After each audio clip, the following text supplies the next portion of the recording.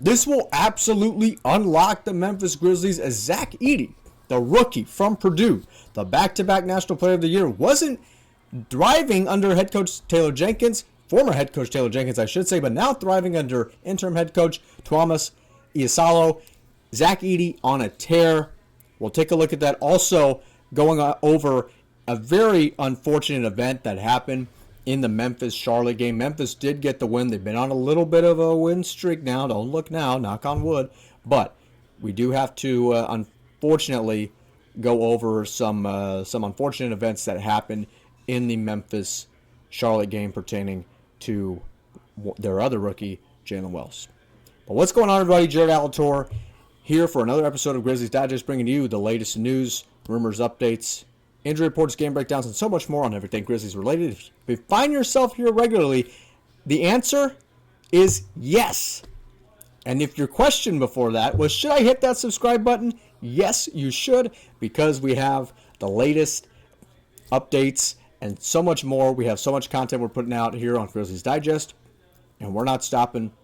We're going to continue to put that content up here so you never miss another upload from us. But going into the content right now, and we'll have to start, unfortunately, with this. Jaylen Wells, phenomenal rookie, mild-mannered young man who's been playing his tail off all year long.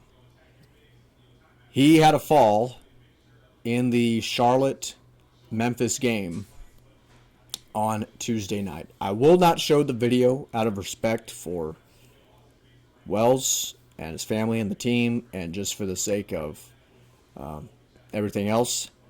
You can look at the video on your own on X, YouTube, elsewhere. I will not show the video on here personally. That was my decision. But Shams says Memphis Grizzlies rookie Jaylen Wells is awake, alert, and moving his extremities after being taken off court in a stretcher. That was Tuesday night in Charlotte. That's what his agent told ESPN. Wells has sustained a broken right wrist and will continue receiving medical care. So, obviously not great news. A stunning injury.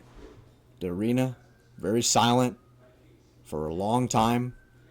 Everybody just praying, hoping for the best for Wells and a full, speedy recovery. It was a very unfortunate event that happened, especially this late in the season. But I think the real, people that care, fans and family, friends, everybody else, they're just hoping the collapse of the fall, if you've seen it, was just so bad that you don't even really care about what the Grizzlies do from here on out without him.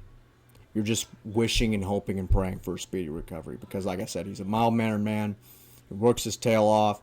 He's probably going to be on the NBA All-Rookie first team this year, maybe along with his teammate Zach Edey, who knows. But I do think he'll make All-Rookie first team this year. He's only going to get better. His ceiling is rising so quickly, and just a shame that a young man like that had to suffer such a serious injury. And we're lucky that it was not anything worse than that. So, full speedy recovery, praying for Jaylen Wells. And Ja Morant also had something to say on it as well after the game. He says, "It's tough, man. First thing I seen was blood, and I got a weak stomach. It's tough, especially for someone who's playing a lot of minutes and being real productive." So, yeah, that's pretty much the story right there. I mean, he's only gotten better. And he has such a calm, poised part to his game. So, you hope for the best for Jaylen Wells. Going into Zach Edey, on absolutely unlocking Memphis's potential right now. As we get into his stat line, this was from the Detroit game over the weekend, okay? 6 points, but 21 rebounds. And then if you break that down, you got 14 defensive rebounds, 7 offensive rebounds. This is the Zach Edey that we've been wanting to see. Okay, the back-to-back National Player of the Year. You can finally put the haters all to bed, because he's being unlocked in ways that we haven't seen him do this year. I mean, he's not yet maybe, the same dominant offensive guy that we saw, always calling for the ball, always backing down his man down low in the post. jamming the ball down like it was nothing. I mean, I don't know if we're going to see any of that from Edey. But he can put up phenomenal numbers in both points and rebounds. Okay? So, again, this was from the Detroit game. Zach Edey had 21 rebounds, tied for the most rebounds in a game by a rookie in the past decade. So, obviously, there's some kind of difference. Because we've quickly seen a difference between Taylor's game and Tuomas's game. And that is putting in Zach Edey whenever he needs to. I mean, if you just want to look and see the difference of what we've seen from him. Oh, here, look. Barbecue chicken against Mark Williams. Respectable postman. Look at him. Just jam it down. And the foul. Look at him celebrate with Jaren Jackson and Ja Morant. I mean, he just jams the ball down like it's nothing. I mean, if you give him that space, if you're a defender, you give him that much space that deep in the post, it's over. I mean, Zach Edey is a dominant post player. And he proves it right there against Mark Williams. I mean, he is, I don't even say he's back. I mean, he's right where he was, but perhaps there's a little bit of a change. And that's what he even said.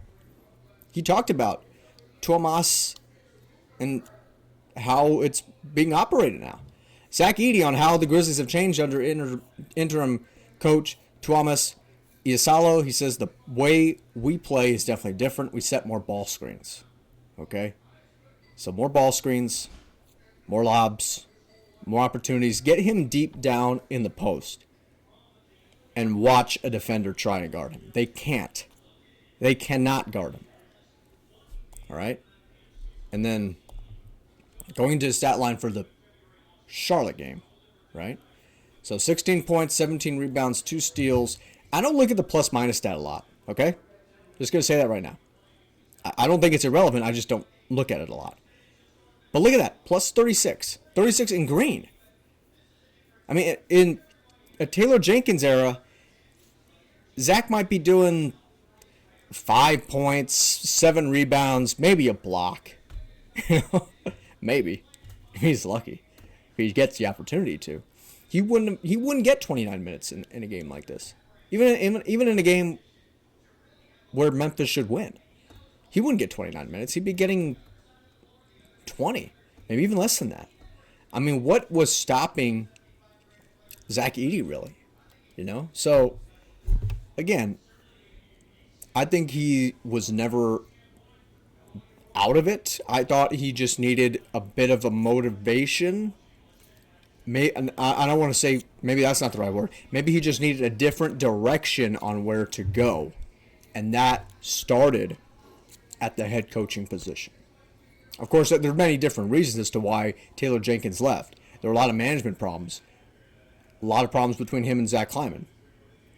But how were they going to build with the gifts they got in the draft with Zach Edey and Jaylen Wells? And right now we're noticing that with Tuomas. And we're all here for it. So here we go. Jared Altor for the Grizzlies Digest episode. You like this video, you can like this video, comment on this video, share this video so you never miss another upload from us.